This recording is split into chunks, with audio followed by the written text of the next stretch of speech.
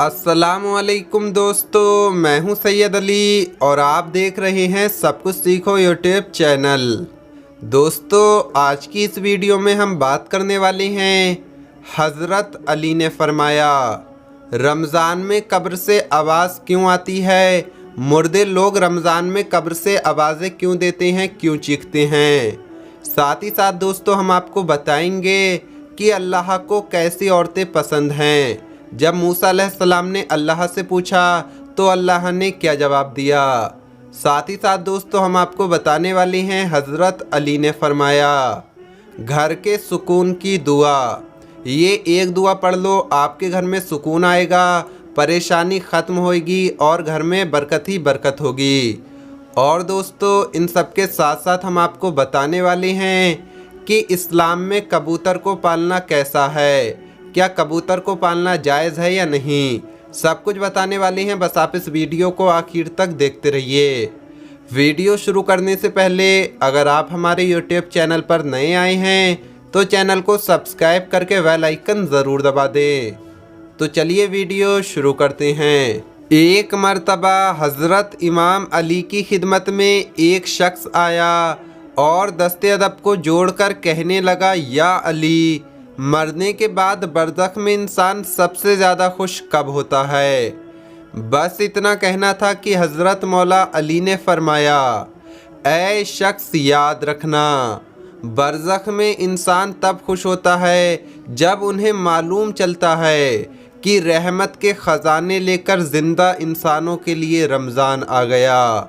रमज़ान के महीने में मरे हुए लोग ज़िंदा लोगों की तरफ देखकर बार बार कहते रहते हैं कि ए अल्लाह के बंदो, अल्लाह ने तुम्हें मौका दिया है, ये वो मुबारक महीना है जिसको हमने नहीं समझा। इसकी कद्र से वाकिफ़ आज हम हुए हैं।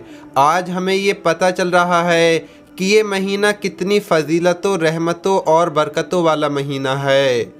इस महीने में एक नेकी का सवाब 1000 नेकियों से अफजल है।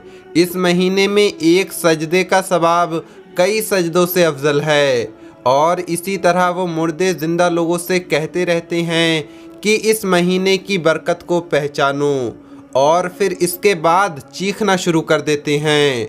तो उस शख्स ने कहा, या अली, मुर्दा लोग चीखने क्यों लगते हैं? तो हज़रत इमाम अली ने फरमाया कि मरे हुए लोगों के रिश्तेदार, दोस्त, घर वाले जो दुनिया में ज़िंदगी बसर कर रहे होते हैं, उनको देखकर मुर्दे ये कहते रहते हैं कि हमारी कज़ा नमाज़ें पढ़ो, हमारे लिए नेकियां करो, हमारी नीयत से कुरान पढ़कर हमें हदिया करो, गरीबों को खाना खिलाकर उसका सवाब हमें हदिया करो। वो कहते हैं कि ज़िंदगी में हमने तुम्हारे लिए क्या क्या किया, सिर्फ हमारे लिए इतना करो, अपनी दुआओं में हमें याद रखो।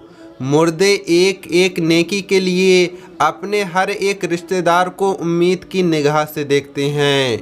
याद रखना, मैंने अल्लाह के रसूल सल्लल्लाहु ताला अलैहि वसल्लम से सुना कि जब रमज़ान आए तो अपने मरहुमीन के लिए नेक अमल करना ना भूलना, क्योंकि बरज़ख से मरे हुए लोग तुमसे सवाब की उम्मीद रखते हैं। दोस्तों अब हम आपको बताते हैं कि अल्लाह को कैसी औरतें पसंद हैं।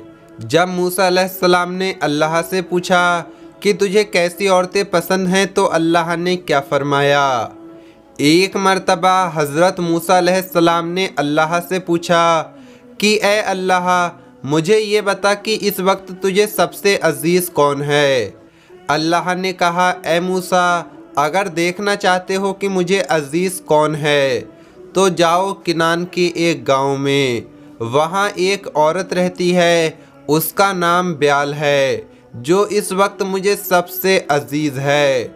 मूसा अलैहिस्सलाम के दिल में ये ख्वाहिश हुई कि मैं भी अल्लाह की उस अजीज़ औरत की ज़ियारत करूँ, आखिर देखूँ तो सही वो ऐसे कौन से आमाल करती है जिस वजह से वो अल्लाह को अजीज़ है। मूसा अलैहिस्सलाम चले, बढ़ते गए उस गांव पहुँचे तो क्या देखते हैं कि एक टूटा हुआ घर है। उस टूटे हुए घर में एक औरत रहती है जिसके ना हाथ हैं ना पैर हैं, ना आँखें हैं और ना ही कान। एक ज़ुबान है जो अल्लाह का ज़िक्र अदा कर रही है, अल्लाह का शुक्र अदा कर रही है। मूसा अलैहिस्सलाम ने देखा और दिल ही दिल में सोचा कि ए अल्लाह, तूने तो इस औरत को किसी नेमत से नहीं नवाजा, फिर भी ये तेरा शुक्र अदा कर रही है। बस ये कहना था तो वो औरत मूसा अलैहिस्सलाम की दिल की बात जान गई और कहने लगी, ए मूसा, आप अल्लाह के नबी होंगे, लेकिन मेरे अल्लाह के लिए ये ना कहो कि अल्लाह ने मुझे कुछ नहीं दिया। अल्लाह ने मुझे जो दिया है उसका मैं कभी शुक्र भी अदा नहीं कर सकती। मूसा अलैहिस्सलाम ने कहा, वो कैसे? तो वो औरत कहने लगी, ए मूसा, अगर अल्लाह मुझे कदम देता तो मैं इन कदमों से चलकर बाहर जाती, गुनाह करती। अल्लाह मुझे अजीज़ रखता है, इसलिए उन तमाम गुनाहों से बचा लिया। अगर मुझे हाथ देता तो शायद मैं अल्लाह की मखलूक पर जुल्म करती। अल्लाह ने मुझे उन गुनाहों से भी बचा लिया। अगर आंखें देता तो शायद मैं ना महरम को देखती। अल्लाह ने मुझे उन गुनाहों से भी बचा लिया। अगर अल्लाह मुझे कान देता तो शायद मैं गाने सुनती, गीबत सुनती। इसलिए अल्लाह ने मुझे उन गुनाहों से भी बचा लिया। सिर्फ़ एक ज़बान है ताकि मैं उसका शुक्र अदा कर सकूं, और रूह की आंखों को इतना मुनव्वर कर दिया कि मैंने कभी भी आपको देखा नहीं, कभी भी मैंने आपको नहीं देखा, फिर भी मैं आपको पहचानती हूँ। तो बताओ कि मैं उस करीम अल्लाह का शुक्र अदा क्यों ना करूँ? तो मूसा अलैहिस्सलाम रोने लगे और कहने लगे, तुम्हारा ईमान तुम्हें अल्लाह के करीब करता है। दोस्तों, अब हम आपको बताते हैं हज़रत अली ने फरमाया, घर के सुकून की दुआ। बस आप एक दुआ पढ़ लो, आपके घर से परेशानी ख़त्म हो जाएगी, घर में सुकून आ जाएगा, घर में बरकत ही बरकत होगी।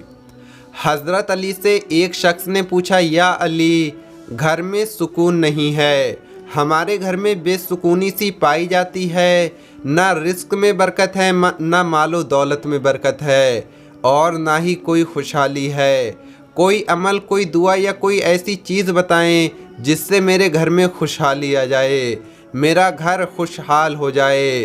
तो हज़रत अली ने फरमाया, अगर तुम चाहते हो कि तुम्हारे घर में सुकून पाया जाए, तुम्हारे रिस्क में बरकत हो जाए, तुम्हारे हालात बेहतर हो जाएं, तो तुम अपने बुज़ुर्गों के लिए, बुज़ुर्ग मरहुमीन के लिए ईसाल सवाब करते रहो।